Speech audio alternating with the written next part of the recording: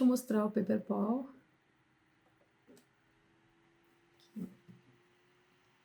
Aqui tá a cara dele, inicial ali. Coloquei a adaptação da extensão para português, mas ele faz isso também, melhorar a escrita, pesquisar e citar, são muito parecidos, mas eu achei melhor o Paperpal, tem mais opções. Conversar com PDF, que a gente viu que vários fazem também, inclusive Copilot. E aqui tá o que ele fez com o resumo em inglês, que aí ele fez as melhorias na linguagem. Quando um dos principais, é que eu coloquei mais para frente, das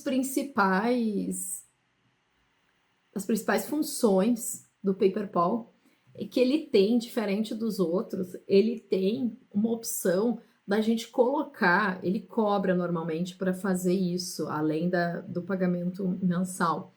Mas é bem interessante, não é um valor muito alto. Não lembro quantos dólares, mas não é um valor muito alto.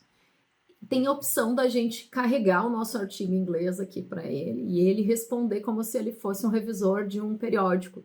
Então, ele consegue fazer uma avaliação pré-submissão, o que é bem interessante, porque ele usa com base nas avaliações internacionais. Então, não é só o que a gente pede, o que a gente pergunta ou esquece de perguntar. Ele faz bem detalhado um relatório, só que só em inglês. Então, as funções são muito parecidas. Aqui tem a função de tradução também. Ele é melhor no inglês também, de fazer os ajustes na linguagem inglês. Tem modelos de resumo, de estrutura, o que o outro não tem, o Grammarly. Também tem antiplágio e esse relatório de avaliação para submissão, que é o diferencial dele. Quando que eu sugiro usar para avaliação para submissão, que eu acho que é o diferencial, assim. Os modelos, então, para resumo, para estrutura de texto, em inglês ele responde bem. O valor é um pouquinho mais baixo, mas não dá muita diferença. Mas a versão gratuita tem mais opções, a gente consegue fazer mais coisa na versão gratuita do Paperpal do que do Grammarly. Então, sugiro que usem esse. Ele é bem mais completo. E ele tá, pelo que eu entendi, ele está sendo atualizado mais do que o outro. O Paperpal está sendo mais atualizado. Lembrando vocês que a IA nunca vai substituir, né, a nossa expertise, o nosso pesquisador, o nosso pensamento de pesquisador, e aí que está a diferença do pesquisador para a máquina. Eu vou mostrar para vocês, então, a cara aqui do Paperpal. Ai, tá super lento. Mas ele tem várias opções, a gente também pode integrar ele com os editores. Aqui eu coloquei o artigo, o mesmo artigo de sempre lá, dentro do texto. Eu fiz o upload e ele carregou para cá o texto, mas é um editor, eu posso mexer aqui conforme eu quiser. Ele deu algumas sugestões, mas elas estão muito ligadas ao resumo em inglês, o que eu falei, né? Vou utilizar, mas o principal, que é o restante, não. Ele fala um pouco das citações também, que ele compreendeu que não estão bem feitas, e realmente não estão.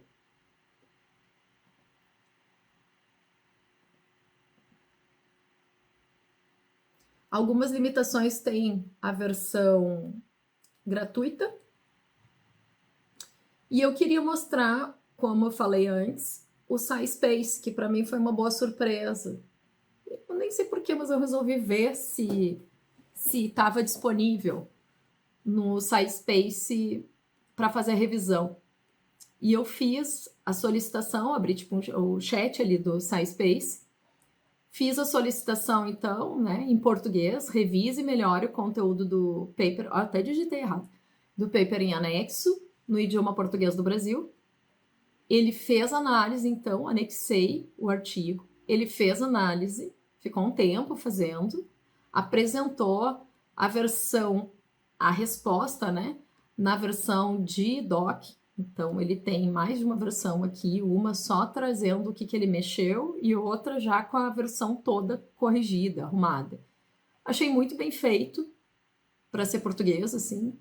Ele conta aqui, é um dos materiais que ele conta, o que ele melhorou, aonde que ele mexeu. Isso eu achei interessante também, porque a gente consegue ter uma noção da onde a gente está errando na hora de escrever.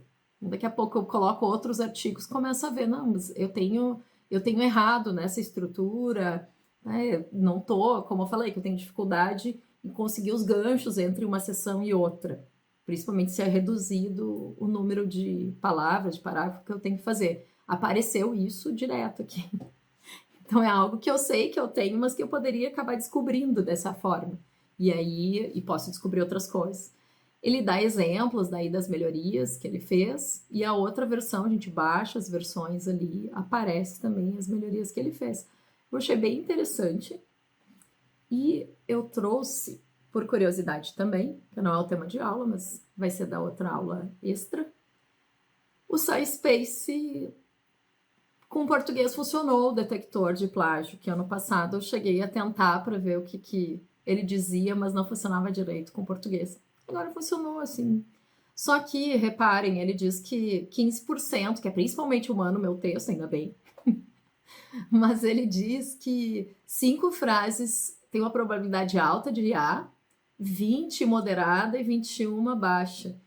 E é muito curioso que se entende por plágio, né? Deixa eu mostrar aqui. Algumas coisas, por exemplo, plágio uma citação literal.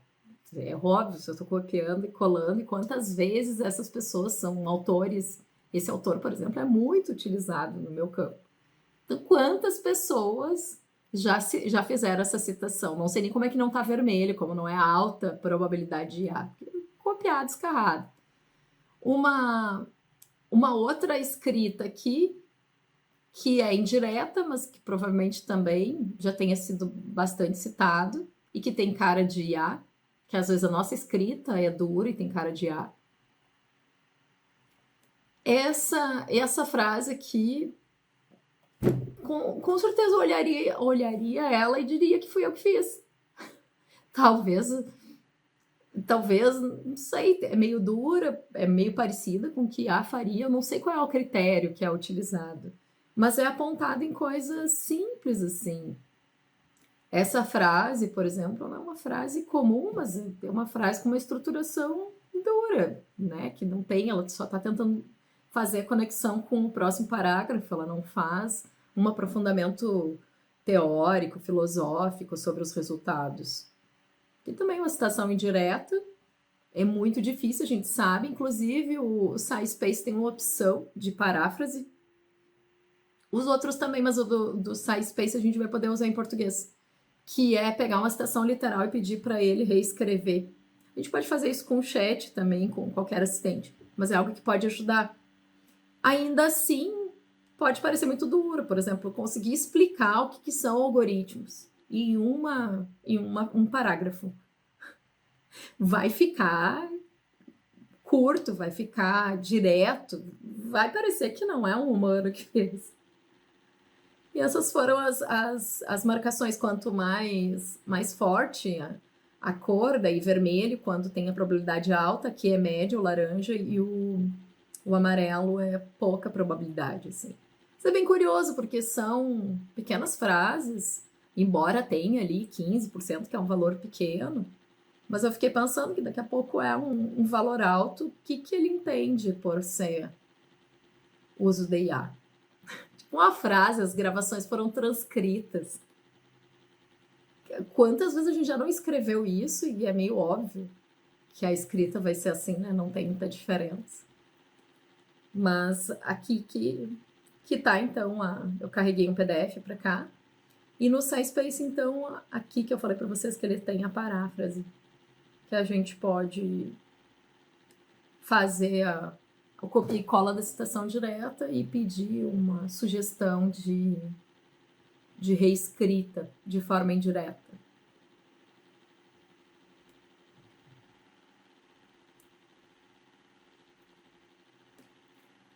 Bom, a aula de hoje é isso.